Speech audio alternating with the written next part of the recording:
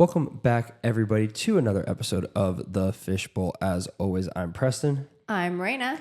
I'm Gaby. Yes, that's right. Today, Gaby is joining us as one of our very special guests. Gaby, go ahead, introduce yourself, what you do, and how you got here in the field of mental health. Okay. Hi, everyone. My name is Gaby. I've been at Foundations for about a year now. I'm one of the therapists. I came to Foundations because I was looking at the website and I noticed that there were a lot of programs that Foundations offers, and that's what really drew me in. And that's why I decided to come here, and we're still growing, and that's awesome. Yes, Absolutely. yes, we are. Yes, that's the key word, and that's one thing we're so excited about at Foundations is the growth and all the amazing clinicians we have. I get goosebumps talking about it. With that, one of the things that to piggyback on our last episode, Gaby is part of the art therapy group, and Gaby and I, she was part of 5 of us that went through the EMDR training, which will be on our website. So look out for more of that and contact our office if you have any questions about that. And then Gaby is also becoming part of our first responders group. Ah, very nice. So she's becoming a clinician aware trained for all of our first responders. So super excited, and we're going to be developing a protocol for the some of the local firehouses and stuff. They've approached us. Tell me a little bit more about the first responders group. Gaby, you want I guess, we can throw it out to Gaby. Yeah. So one of the things that they addressed in the EMDR training was how to work with first responders, and I got really excited when they talked about that during the training. I also did a training through the American Counseling Association on firefighters, and it talked about some of the unique challenges that firefighters experience and how clinicians can help them, and how important it is to be aware of their culture and things like that. That's awesome. That's really, really cool.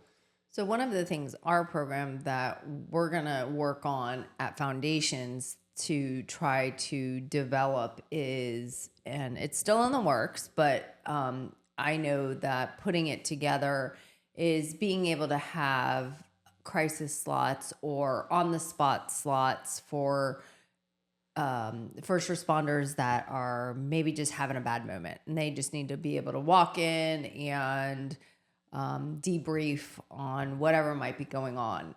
Also, another part of our program is going to be that if a department has a bad call, or if they had if they had a bad call and they needed a debriefing, that we would go out to the house or the department and debrief the crew as a whole group. So that's something that I think is very necessary. And it's more of a duration of time. So if the call was, say, at 4 a.m., we would be in communication with the chief or lieutenant that's on shift that time, and then we would set up a time pretty close in duration as much as possible to be able to go out and talk to the crew, and even maybe do some sort of group crisis intervention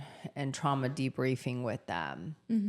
Gotcha. Wow. And now, how long have you guys been offering that service at Foundations? So it's in the works. Oh, okay. So that's something right now, myself and Gaby, some of our other clinicians definitely who see first responders, some of them see them for couples and things like that. Anybody can see them, but this is something that's going to be a little bit more hands-on. You have to have some fluidity and flexibility and scheduling and stuff. And some people, and I understand that that's not for everybody, but so we understand to be able to have that. And that's a lot of what they go over in the training, right? So we're really excited about that. And that's something, working with the different departments and stuff, because there's a lot of logistics component that come into that too. So it's in the works. Gotcha. Well, that is just another thing. We'll throw it back to one of the first sentences Gabby said about forever growing foundation. So that's super cool. Now, Gabby, tell me a little bit about like your your specialty. What like would you say is your bread and butter in the field of mental health? My bread and butter is definitely trauma. I've worked in a lot of different settings, and that's always just kind of come back to me as like my passion is working with trauma and PTSD.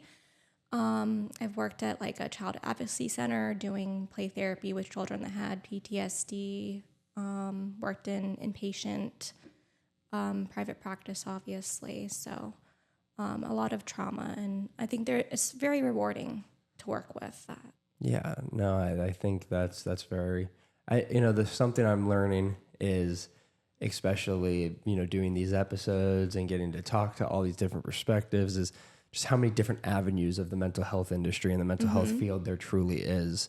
We talked with Miss Alicia about art therapy and now talking to you about trauma. It's very interesting to see, sometimes I feel like, especially if you're an outsider looking in, you're like, oh, mental health is mental health. But there's just so many different things and different avenues you can take it. Mm-hmm. And we definitely try to think outside the box. And anybody who knows foundations counseling, we are very hands-on. And that's something that we always pride ourselves in the different programs. And even just your traditional psychotherapy, talk therapy, we are very hands-on. We've talked several episodes about Miss Kim and her sand tray. Everybody loves Miss Kim and the sand tray. And I'll never forget when Miss Kim first got here. I walked into the office one week and I was like, there's a shelf with a lot of figurines on it that was not here last weekend.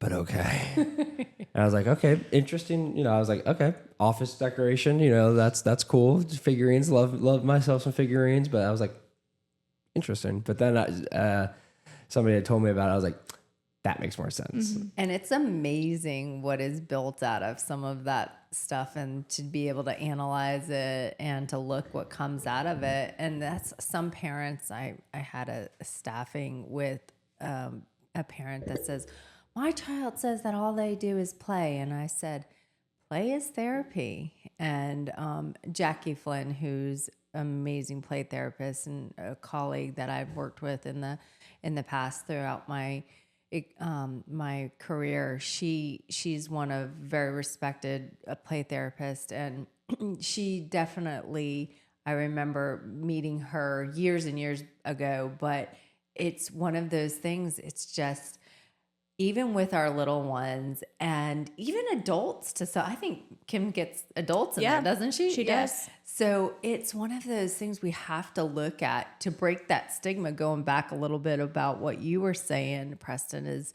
mental health is mental health. No, it's going back to getting help, and no matter what way it looks like, even wrapping back around to those first responders. If you just walk in there and be like, okay, let's talk.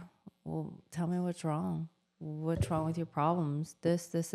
I mean, you'd lose them. You'd lose them right away. Mental health is so much more than just like, I hate when people who are either like reluctant to go to therapy or have never even been to therapy, or I won't even say therapy as a generic term. I'll say a mental health practice. Mm-hmm. They're like, why would I just like pay somebody to complain? Right. And it's like, that's not what that is. It's like a psychological rewiring of your brain. And It's just like, as somebody who, has sought mental health, help and stuff before, like it's crazy what it does. And like, I have a very good connection with my therapist. And I know that like, I know people who haven't had good connections with therapists before. And like, that's part of it too, but therapy and mental health help is, I feel like, not like this one didn't work, so I should just stop it. Right. This wasn't the therapist for me, so I should just stop.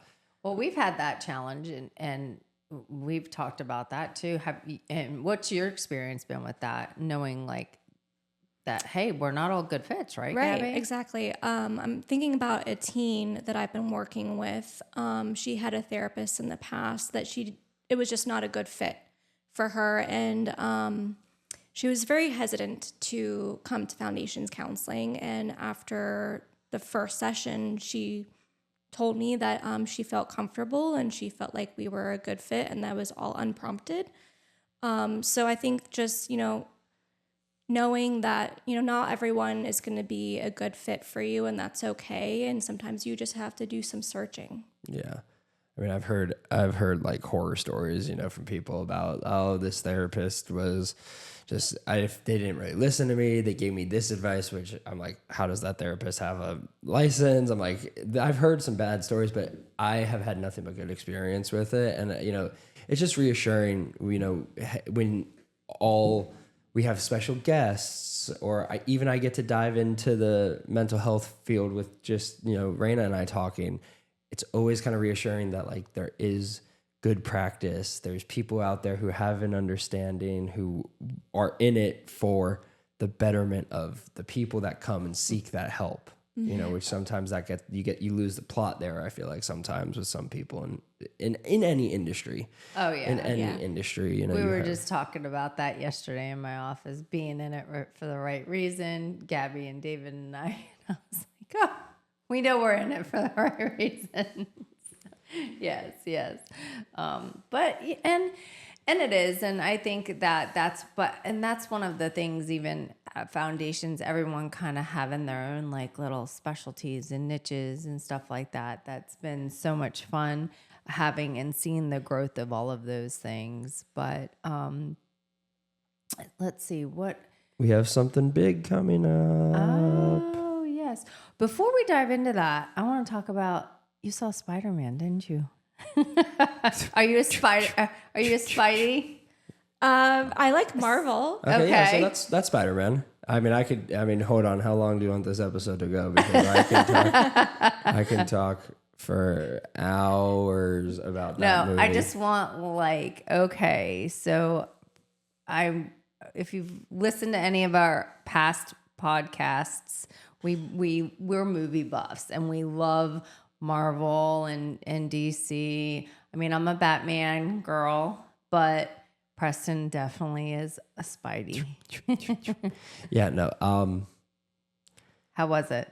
Fantastic. Okay. It was arguably, it's recency bias a little bit, but it's with no recency bias, it's easily a top 3 Spider-Man film. Okay. Recency bias, it's the best Spider-Man film. We'll have to see.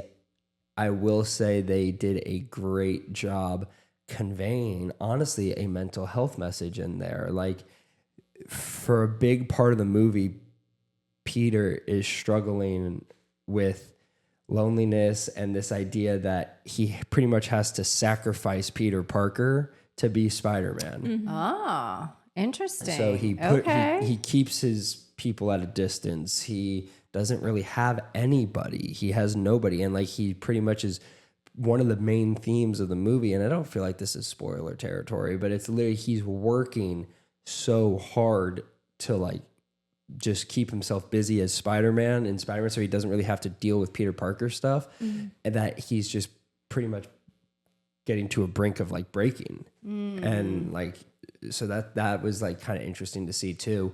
But no, from a movie standpoint, oh my gosh, it was just absolutely a refreshing, fun, enjoyable Spider-Man movie that I will definitely be seeing again, because they did such a good job. So if anybody who is listening knows anybody on the team that worked on that movie, please give them my flowers. Like, it was a fantastic, fantastic movie, and I loved it. Loved every second of it. Well, very good. So if anybody has anything, there is a recommendation from Preston to go see the movie this weekend. And movies, we can do an entire episode on this.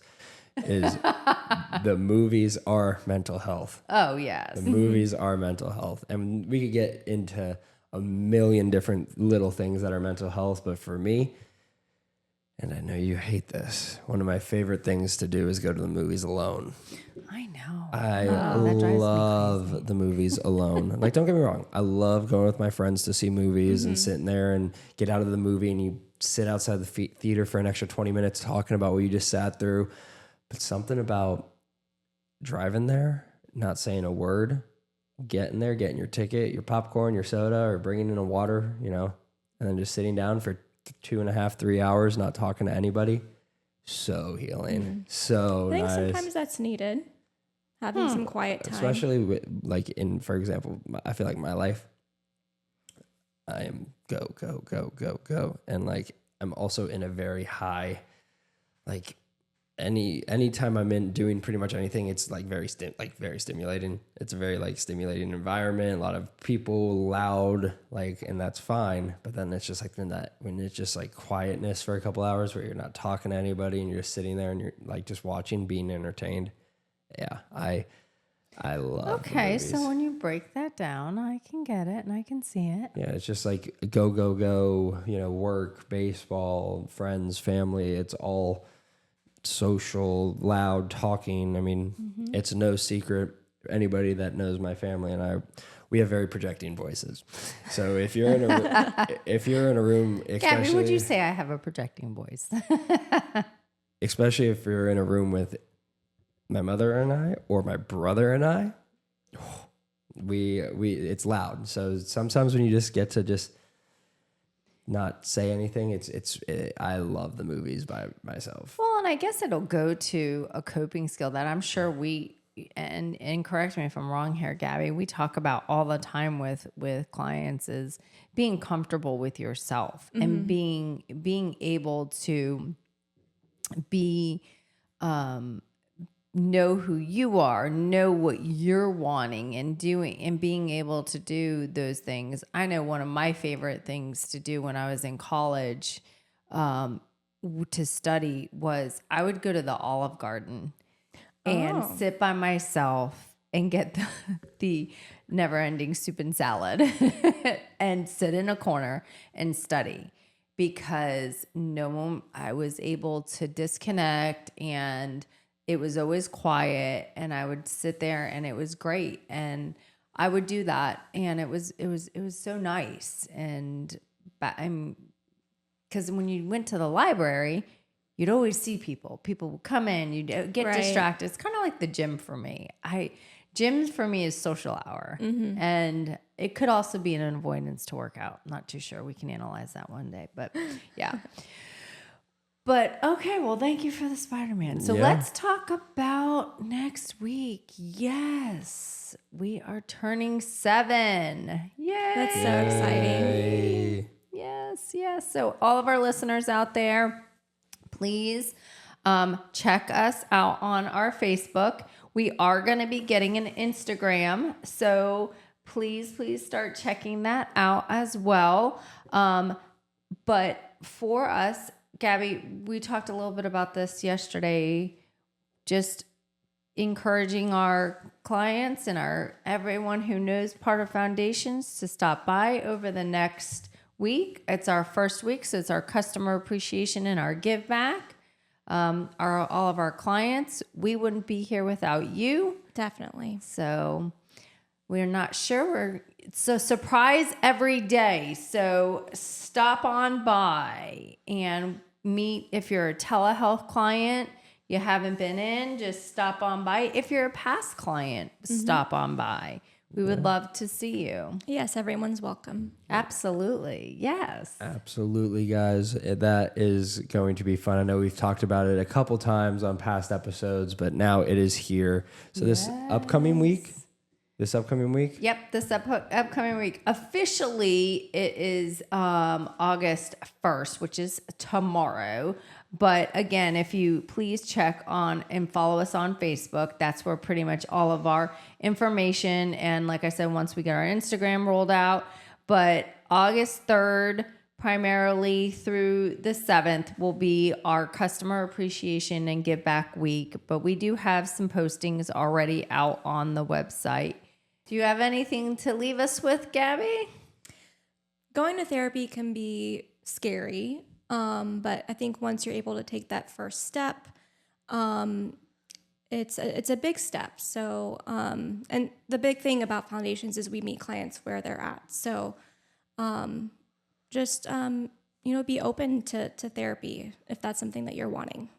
Absolutely. I love it. Absolutely. Yes. Thank you. Don't be scared to take that leap of faith. Yes. Love that, Gaby. All right. So if you guys do need any contact, you can check out all of our amazing teams' bios on our website, www.fc321.org. Give our office a call. Either Jamie or Bree will most likely answer the phones to get you set up and in to see one of our amazing team members. That is all we have for you today on this episode of the Fishbowl. As always, I'm Preston. I'm Rayna. I'm Gaby. And we'll see you guys in the next episode. Thank you so much for listening. Take it easy. Peace. Be good to each other. Bye.